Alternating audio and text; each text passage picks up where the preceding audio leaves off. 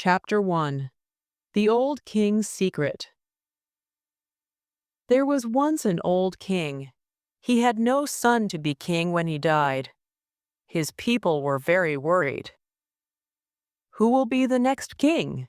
they asked. But before the king died, he revealed a secret.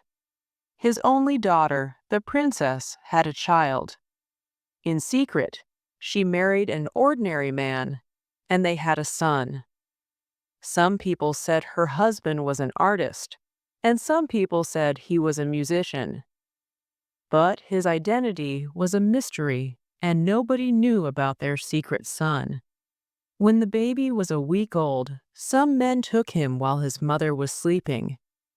The princess died immediately. Some people said for sadness. Other people said someone gave her poison in a cup of wine. The men left the baby with a very poor family. This poor family lived in the forest, and the boy became a shepherd. He looked after goats all day. The old king made an important decision. "The boy must be the new king when I die," he said. He sent his servants into the forest. "Find the boy and bring him here." The servants found the boy and brought him to the palace. When the boy arrived, he was very happy. He immediately fell in love with all the beautiful things around him. He took off his old leather tunic and put on his fine new clothes. Then he began to explore the castle. He ran from room to room, admiring all the beautiful statues, paintings, and jewels in the palace. The people of the city talked about him. "The young king spends all his time admiring statues," they said. "Beauty and art are the most important things for him." In fact, the young king was so fascinated with beautiful objects that he wanted more of them. He sent merchants to India to buy ivory and jade. He sent men to Persia for silk carpets, and others to find amber in the north. He sent servants to look for green turquoise in the magic tombs of the Egyptian kings. The young king thought about all these things, but most of all, he thought about his coronation robe. He was 16, and it was his coronation day the next day. He was very happy because he had a beautiful coronation robe of gold, a crown of rubies, and a scepter of pearls. He ordered men to work night and day to prepare his coronation robes. "Search the whole world for the biggest rubies for my crown and the most beautiful pearl for my scepter," he said. The young king was in his beautiful bedroom, and he was thinking about his coronation robes. It was nighttime, and he looked around him. The room was full of silver and gold and beautiful colors. Through the window, he could smell the perfume of jasmine. He could hear a nightingale singing, and he could see the moon shining. Servants arrived and put flower petals on his pillow. He was very happy. Tomorrow was his coronation day. He played beautiful music on his lute, and at midnight he closed his eyes and went to sleep. That night, the young king had a dream. Chapter 2. The Dreams. This was the young king's dream. He is in a horrible, dark building. There is a terrible smell. The small windows have bars, and not much sunlight can enter. But in the poor light, the young king sees lots of people working.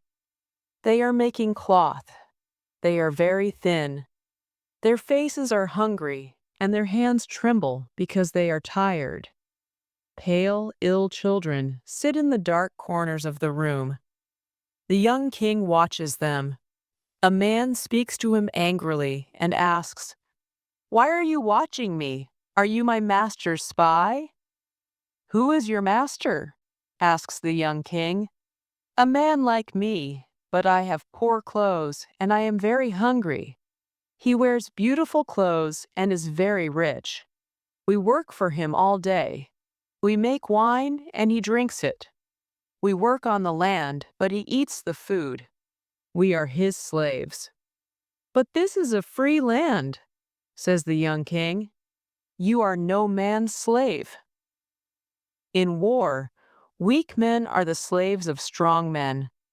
In peace, poor men are the slaves of rich men. Are you all slaves? Yes, the women and the children, the old and the young. Suddenly the young king sees the cloth on the machine. It is gold. The young king is terrified.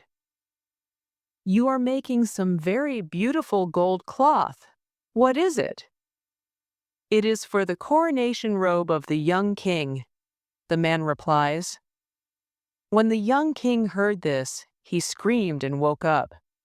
But then he saw the yellow moon at the window and soon slept again. He had another dream. This was his second dream. He is on a long boat. The sun is very hot, and 100 slaves are rowing the boat and working. The master of the boat is giving orders. He is black like ebony and has a red silk turban on his head. In his ears, he has big silver earrings. Someone is whipping the slaves while they work. Finally, the boat arrives in a small bay, and the master throws the anchor and a long rope ladder into the sea. Some men take the youngest slave.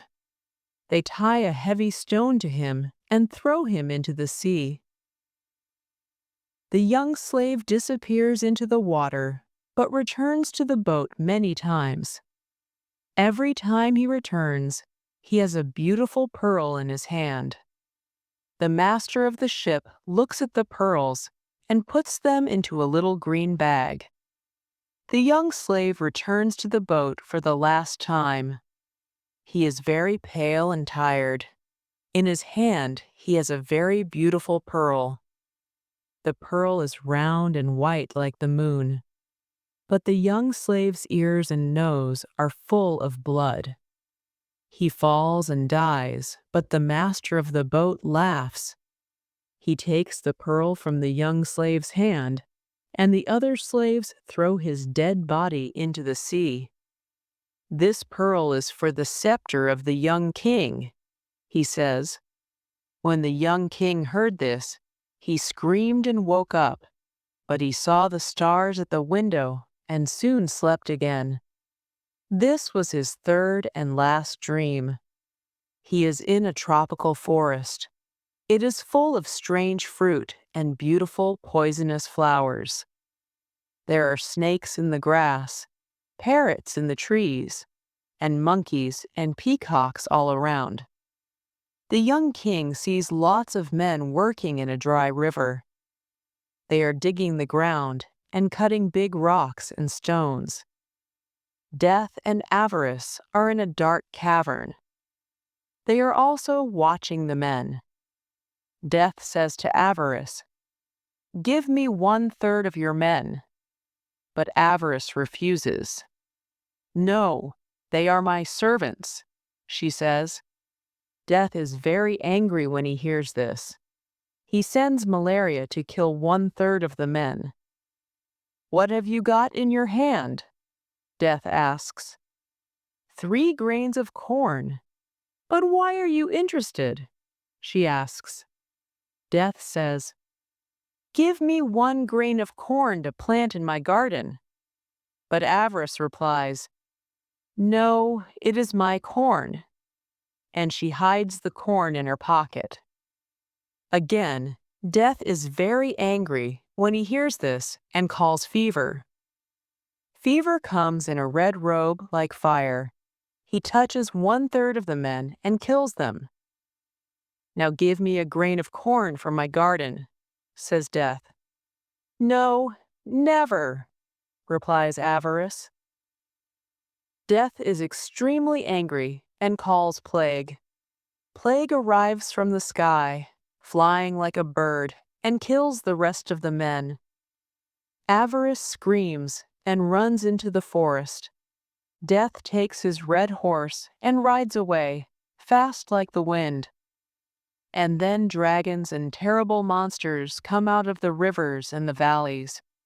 The young king cries and says, "Who were those men? What were they doing?"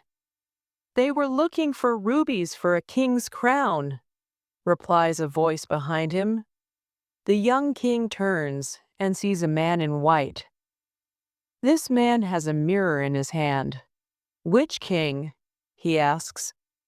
"Look in this mirror and you will see the king," replies the man in white.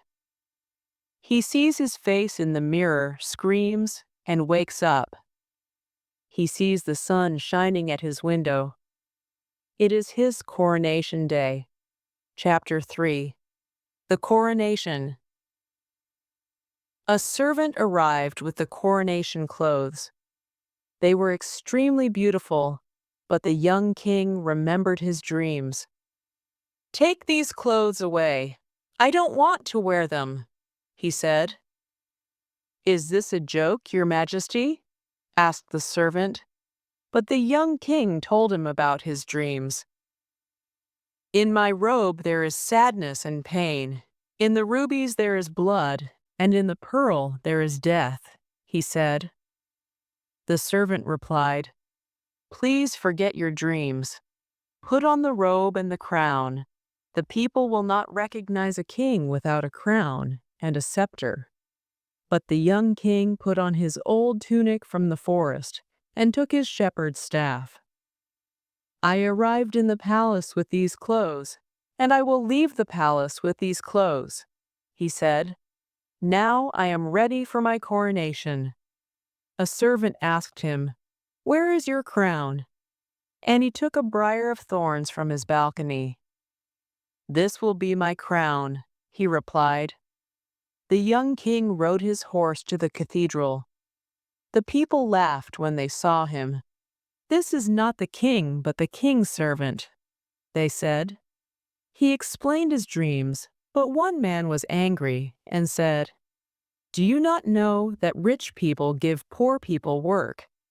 It is difficult to work for a hard master, but it is more difficult to work for no master. Please return to the palace and put on your coronation robes." "The rich and the poor are brothers," he replied, but the people laughed again. He arrived at the great door of the cathedral, but the soldiers stopped him. "What do you want? Only the king can enter by this door." "I am the king," he replied. The bishop saw him and asked, "Where is your crown? Where is your scepter?" The young king told the bishop of his dreams, but the bishop answered, "Listen to me, I am an old man. There are many bad things in the world, but you cannot change them all. There are thieves and pirates and beggars, but you can't make these things disappear. They are too much for one person. Go back to the palace and put on your coronation clothes." But the young king passed the bishop and entered the cathedral. He went to the altar and looked at the image of Christ.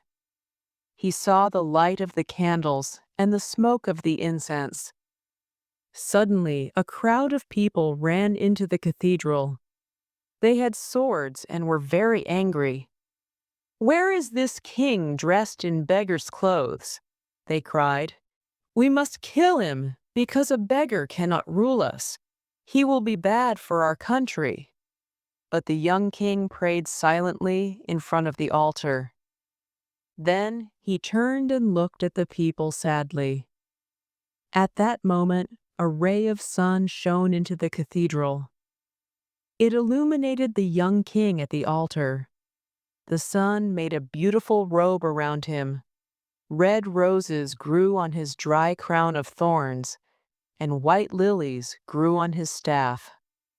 The roses were redder than rubies, and the lilies were whiter than pearls. Music started to play, and voices started to sing. The glory of God filled the cathedral. The people knelt down. "He is crowned by someone greater than me," the bishop said, and he knelt in front of the young king. The boy came from the altar and passed the people, but they didn't have the courage to look at his face because it was the face of an angel.